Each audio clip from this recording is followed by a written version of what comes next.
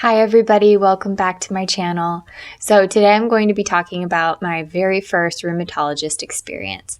Kind of where we are in my story is I had just gone to urgent care and been diagnosed with psoriatic arthritis, or at least it had been suggested. So the next step was to go to a rheumatologist. I did not have a primary care physician, so trying to go from urgent care into a referral for a rheumatologist was kind of hell. There were a lot of phone calls that had to happen. My fiance at the time was very good about orchestrating all that. Still, it took a couple months and then another month to be able to get into an appointment for an intake. And so that was pretty difficult waiting. I ran out of the Lodine, which I was on, which was controlling my symptoms for now. It's basically a super strong ibuprofen, which had its own effects on me as well, taking that. But I kind of during that time where I was in my life, as I was finishing up my senior year of college, I had just applied and gotten accepted into a grad school to be able to do applied behavior analysis schooling. I was right on track to get my BCBA in order to practice in that way. And so my body just kept going downhill. And so by the time I finally got into a rheumatologist, I was barely mobile. I was really big into bullet journaling and crafting and everything like that, and I could barely write most days.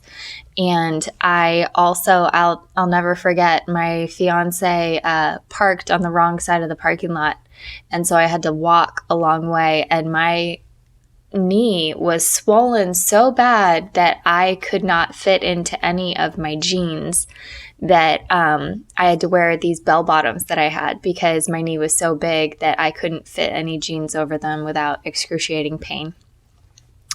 So I got in to see the rheumatologist, and she took down my symptoms. She ordered some blood work for me. She ordered an x-ray for a couple of my joints just to make sure there was nothing going on there that would indicate an injury, and she wanted to see exactly what it looked like. And so I went through all that.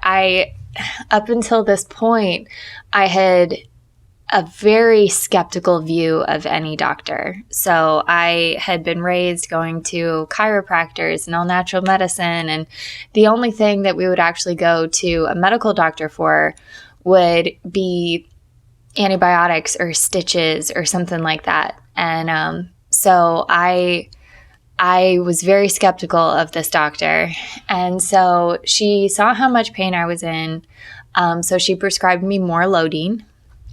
I think she gave me 6 months worth of refills or something like that. It may have actually been a year. I'm not sure, but it was a lot. And then she also put me on a tapering dose of prednisone.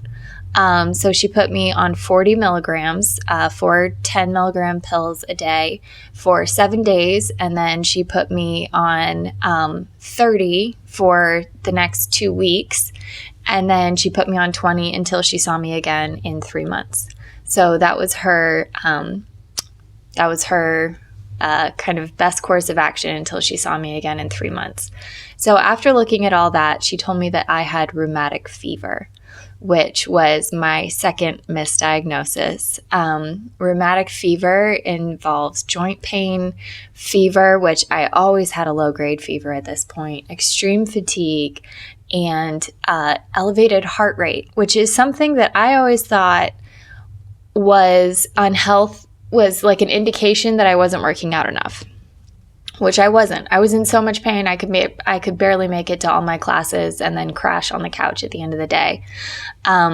However, my heart rate was not only elevated, it was tachycardic at that point.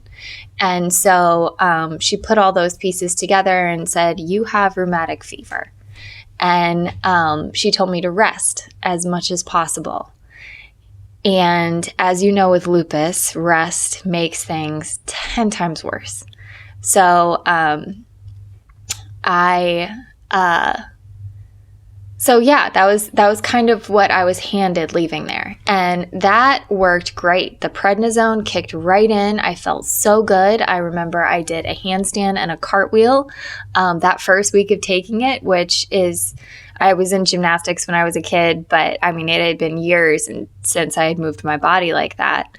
And so I did that, and it worked until I started to taper on the prednisone. And I went down to 30 milligrams 7 days later, and I crashed. I absolutely crashed. I felt so sick. Everything was terrible again. My mood, which had been elevated because something was working, absolutely took a dump again. And so I called her office and I said, this isn't working. It worked for a minute, but it's not working anymore. What else can you give me? And so she put me on Plaquenil. And that was my first time I had been on Plaquenil. She didn't read me any of the risks or side effects or anything like that. She just said, I'm calling this in for you. Go for it. And so I did not have any assistance I didn't have the kind of insurance that allowed me to get prescriptions for a reasonable price. And anyone who's taking Plaquenil knows it is about $200 a month without any kind of assistance. And so I believe I got it for like $180 or $170 that first month with some kind of like GoodRx coupon program or something like that. And but it was $200 for the following month. And so I only took it for 1 month because that just seemed too expensive, and I wasn't confident that what I had was rheumatic fever anyway. And so I was on it for that month, and then I got off of it. And that kind of whole experience disillusioned me to medical doctors. And I was like, I don't want to go to a rheumatologist ever again. She doesn't know what she's doing. She just threw me on these pain pills and steroids, which is crazy because I don't need steroids. And then this anti-malarial drug that is just so expensive, there's no way I can pay for it. And so that kind of launched me into my journey through all natural healing. And that is a story for another day. I will definitely get to that soon. But yeah, that was my first experience with a rheumatologist, and I didn't know what to ask. I didn't know how to advocate for myself. I had no education as far as any autoimmune disease, and it was a pretty crappy experience. And I'm not even saying that all of that was her fault, because I really didn't know what to look for or how I could be better. And it really was my first time getting any kind of lab work looking into what was wrong with me. So like and subscribe. I'll tell you more of my story next week. And thank you so much for listening. If you leave me a comment, I'll definitely get back to you. Follow me on my Instagram, which is at Tori Brame, TorieBrame. And yeah, talk to me there too. See you guys later. Bye-bye.